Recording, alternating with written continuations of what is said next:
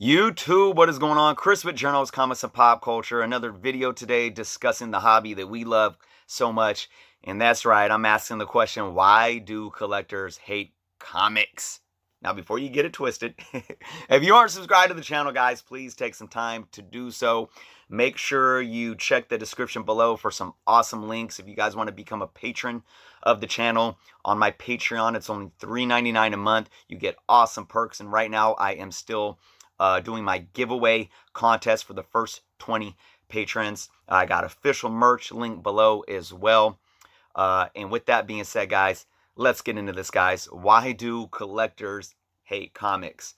All right, let's not, generalize, right? But this is a real serious question that I'm asking because of the constant negative rhetoric that I hear throughout collectors within the industry. And for those who have watched some of my more recent videos, including my video I did on why the comic book industry is not dying, it kind of stems from that. Now, I shared this video on many Facebook groups, and I've said before, Facebook tends to just be a breeding ground of toxicity, even worse than YouTube sometimes. But, to each their own opinion, but you get this pushback so often from collectors where nothing is ever okay. No one is ever satisfied. Similar to Star Wars fans, right? It seems that, nothing can satisfy them besides Mandalorian, maybe, right? Are we coming to that age with comic books? Are we getting to a point where we can be satisfied? I don't know, because I see so many people continually ragging on the industry where it's at today for many reasons. So let's break some things down. A lot that's going on in the industry right now. I have to admit, I talk about the industry is not dying, and I presented data. Why? I presented numbers from the industry. I've taken polls from collectors themselves. I've presented hypotheses on, diving further into why the state of comics is more than not healthy. But from the outside looking in, you can look at certain things and say, okay, this doesn't look very good, like the shakeup in DC right now. Jeff and I in Comic Book Canon have talked about this in the past before, about how I don't think this is necessarily so negative. Okay, and without getting too deep into that right now, let's just look at the surface kind of rhetoric of what I hear from collectors about why they can't stand comic books right now, or the state of the industry, okay? And this is going back in recent years, okay? One, the stories and the art just aren't good, and they are unwilling to pay a $3.99 price point, okay?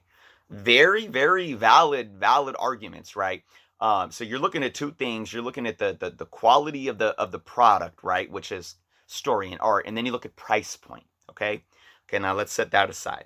Another issue that is heavily talked about is variants, 40 and 50 variants for books, and the gimmicks, the 1 in 100s, 1 in 25s, like I said, the 40 and 50 variants for the new Marvel book and so forth. Okay, let's put that aside. Okay, then there's the issue of digital. Okay, and where that's going, and we all have our preferences about digital, but a lot of people see that as a negative thing. They jump to this conclusion that, oh no, physical books are going to disappear within the next year or so. Okay, there's that, right? And then there is the lack of acknowledgement, I would say, of the graphic novel market, the trade paperback market, which can include manga and, other young reader material. But like it or not, it's part of the industry. But before we get into that, so I put forth a lot of these issues that people complain about, right? Now I'm gonna talk about the market, or excuse me, the industry as a whole, and what people fail to understand, okay? Here's the thing here, regardless of what your opinion is on what you love or hate about comic books right now especially, and what you think of the industry, I'm going to tell you right now, the industry of comic books is not just single issue books. It's not, okay? You can like that or you can dislike that, but it's a fact. Comic books as a whole are single issues, they are trade paperbacks and graphic novels, they are digital, and you can bring other elements in, like say toys and pops and statues and stuff. But I'm going to leave those out. Those are things that contribute to the industry, so they play a role, but they're not technically, I would say, part of the actual industry of the publication of comic books, right? Whether that's digital or print, okay? So when you look at the entire industry, you have to acknowledge all of these things, right? The health of the industry is all of these things, okay? You can judge, okay, what's the health of the single issue market? What's the health of the graphic novel market and so forth? That's valid, all right? But you have to break it down in proper context, okay? Now, there's the doom and gloom about the comic book industry dying, right? And I polled 150 people and I got so much pushback. It's just like, first off, there was very few people that actually communicated with me with different points of views respectfully. Most of them it was cynical, it was narcissistic, it was personal attacks. It was, oh, you obviously weren't there in the 90s, you young buck. And I'm like, you obviously don't know how old I am, but thanks for making me feel like I look younger than I am, because I was there. There's a lot of that, and that's where the toxicity comes in. It's like, look, you already have this doom or gloom point of view, fine, but then to attack people the way you do to try to express your opinion, that just goes to show me more why a lot of these doom and gloom points of views are invalid, and it's more from an emotional standpoint rather than a logical standpoint, okay? People talk so let's kind of dive into those first things that I brought up, all the issues that I brought up, with the price points, the lack of the quality within the books, the variants and the gimmicks and all this stuff. Let's start breaking that down. And people want to say that today it's the 90s all over again. No, it's not. Are there parallels? Of course. It's still comic books. It's not the 90s.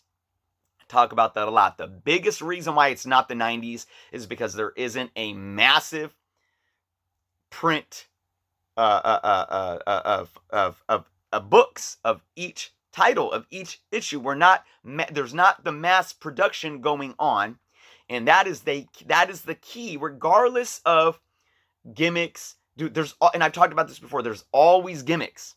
There are always gimmicks in every industry. Any type of marketing is a gimmick. I've talked about this. Coca-Cola is like the biggest. They have some of the largest gimmicks in their marketing and in their advertising, and it works, okay? People still buy Coke. People tune into the Super Bowl just to watch that Coca-Cola commercial, right? It's crazy. Gimmicks are always there, if you want to call them gimmicks, and they'll always be a part of any industry. Now, should people rely on the so-called gimmick? No, because ultimately it won't substantiate long-term necessarily, but it's all about how we view the gimmick, all right? Look at Coca-Cola. The gimmick is merely a selling point, and the product itself works because the people want to consume it. So the people calling variants a gimmick simply don't like the variant.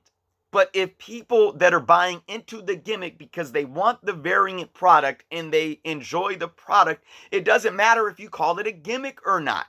They are still buying it for the product and they are enjoying the product, and that'll last more of a long term. Now, what does long term mean? We don't know. I mean, you never know how long someone might hold interest in one thing. But for right now, it's not slowing down.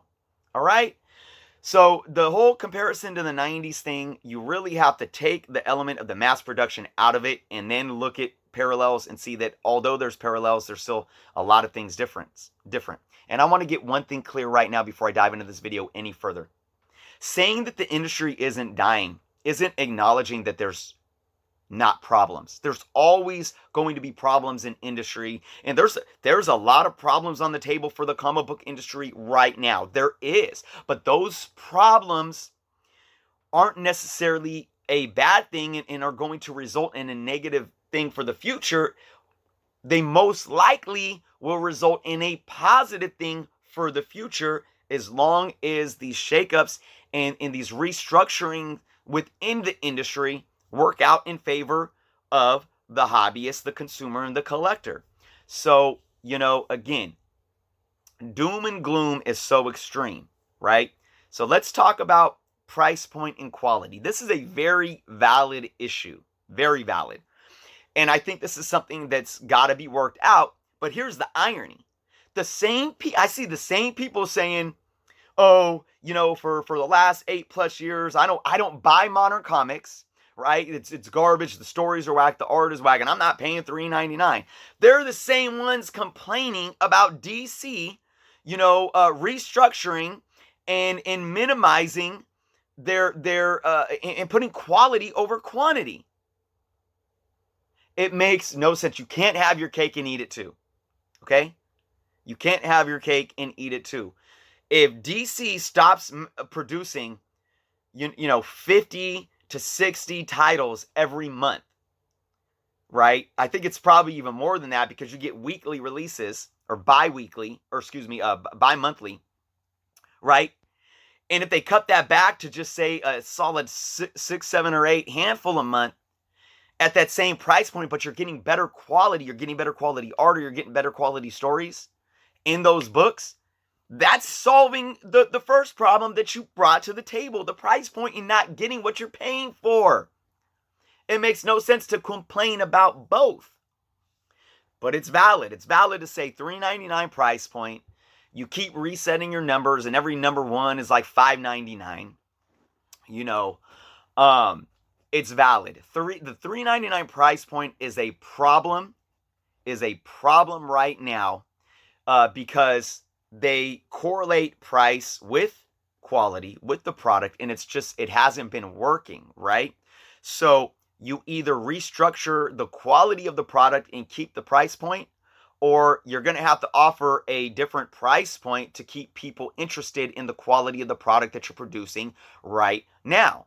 Okay? And that's what I shifted into. I knew I was so into buying the Rebirth books at $2.99 to $3.99 an issue, and I was like, why am I spending so much money? Because I realized that, a few months later, I can get my hands on them for like half off during half off sales and get them for $1.50 each.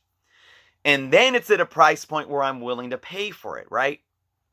So, but again, to acknowledge that this is a valid concern for collectors, talking about price point and quality, you look at the restructuring, okay, and you dive into the new business model and say, now it's worth it for me. But consumers and collectors aren't even willing to do that, because they push so long saying all of these issues that are coming out every month are crap. Now the publishers say, well, we're gonna slow it down, tighten it up, tighten ship, and give you more quality, less quantity. And now it's, oh, look, they're killing print. It makes no sense. Here's another argument too that people get all the time. It's like the people that say, it's all about the speculators. The only people buying comic books are speculators these days, right? Those same people will come back and say, but there's no value.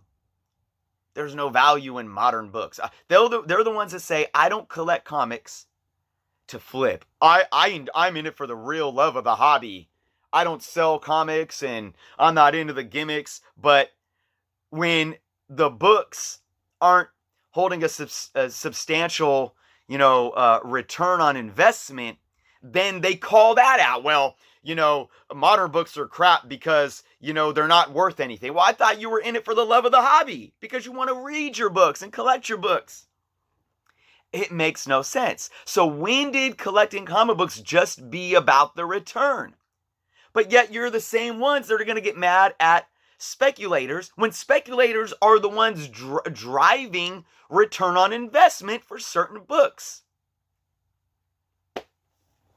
Here's the thing, guys. I think old heads forget too. Older heads forget this. They talk about the fact that, well, the fact that there's the highest books sell only 100,000 copies, right? That's not healthy for the industry. That they're not selling like they used to, right? That's the irony in that. Well, it's not the 90s because people aren't buying millions of copies of books thinking they're going to get rich off them, for one. But here's the thing. Remember why comic books were created in the first place, guys? To read and throw away. To read and throw away. And when was the market booming? Especially in the Marvel age in the 60s. When they were reading them and throwing them away. It's so funny how the same people that act like the comic book industry is supposed to be for lovers of comics, I'm in it to love the story, are the same people that act like the industry is dying when there isn't a return on your investment. In the 60s and into the early 70s, comic books were selling hundreds of thousand copies an issue. And people were reading them and throwing them away. Right? We forget that. Okay? And people also forget that in the 70s, there was a lot of bumps in the roads where people started to lose interest. The direct market happened and all these things happened and there was a change. And then there was an influx, right? And then it became the spec bubble and whatnot, right? The point that I'm trying to say is, again, it's all about having your cake and eating it too. And, they're countering themselves with an argument that goes against their original statements and what they're in this hobby for so often. So often. So, comic books, here's another thing too about the current state of the market is how many people are in the market currently, and the fact that there's no new, people are dying off. Older collectors are dying off, and there's not new collectors coming into the hobby. Let me express this, guys. Let me address this. First off, older collectors aren't dying off. Who's dying off? I mean, of course, always there is some runoff, right? Do you know who's dying off right now? Individuals that were born between the 1920s and the 1940s. People pushing in their 80s and 90s. They're dying off. Late 70s, 80s, and 90s. They're dying off right now. Okay? Now, here's another thing, though.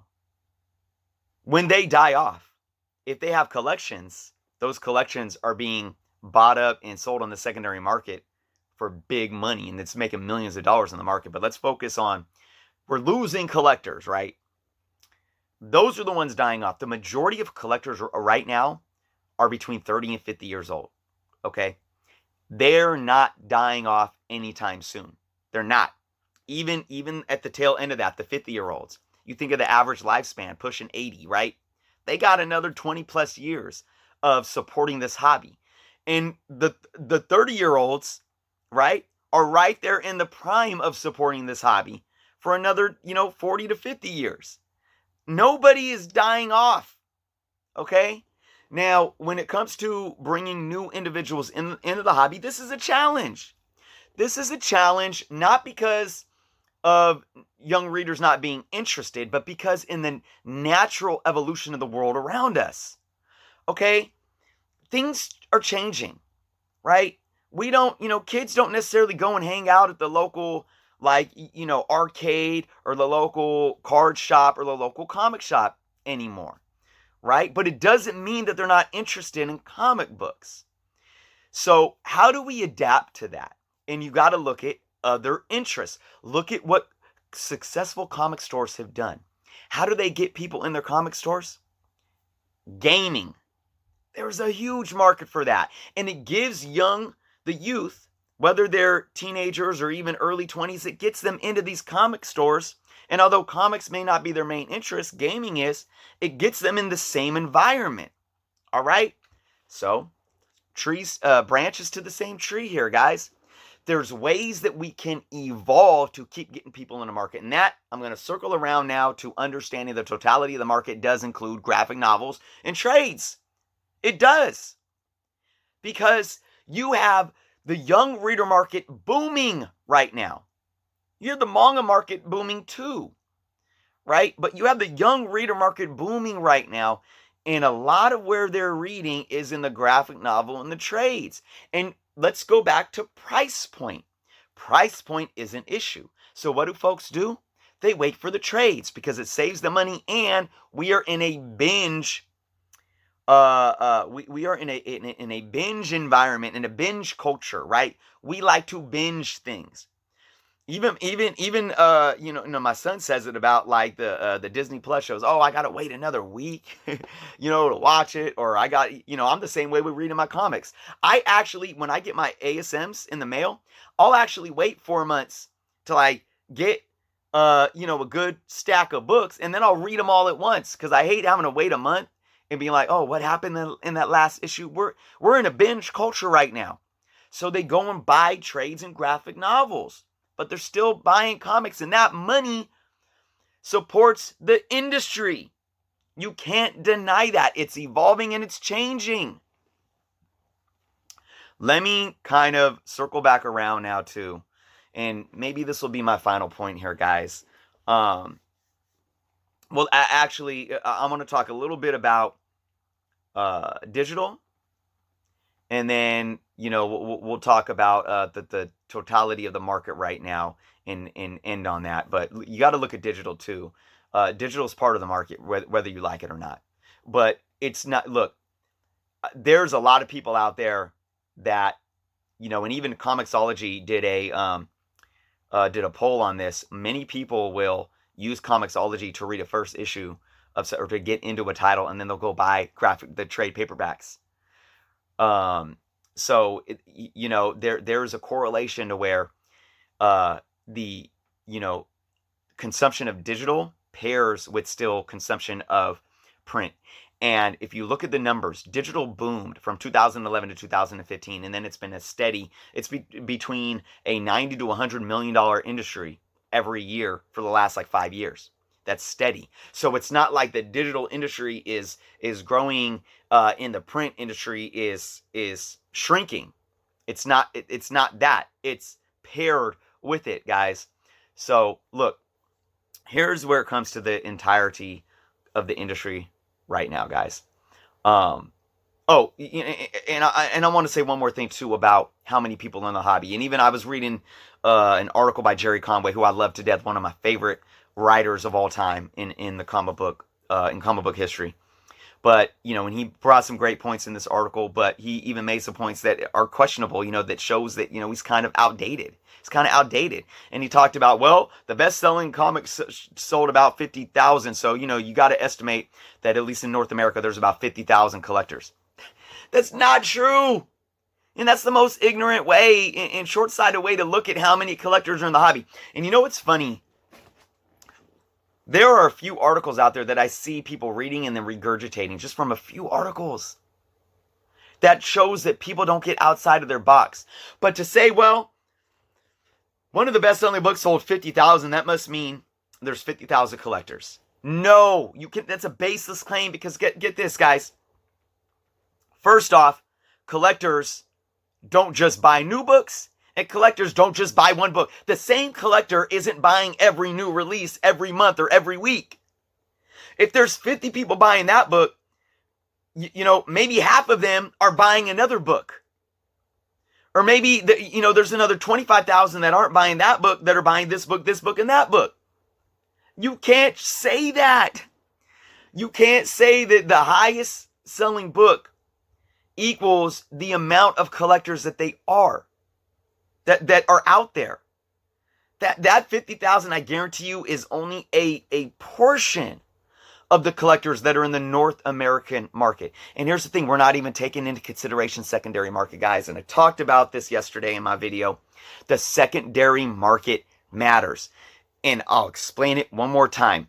It matters because it correlates to what's going on in the primary market, and it proves the interest of collectors and how much interest collectors still have in the hobby itself. Just because the secondary market doesn't go and support the publishers doesn't mean that it doesn't support the health of the industry. The industry is both the primary and the secondary markets. And we know that a lot of people will support the primary market and flip to then buy into the secondary market, or vice versa. So when there's, when 150 people that I polled are putting in over $600,000 a year into the secondary market, it shows that interest is alive and well. Okay?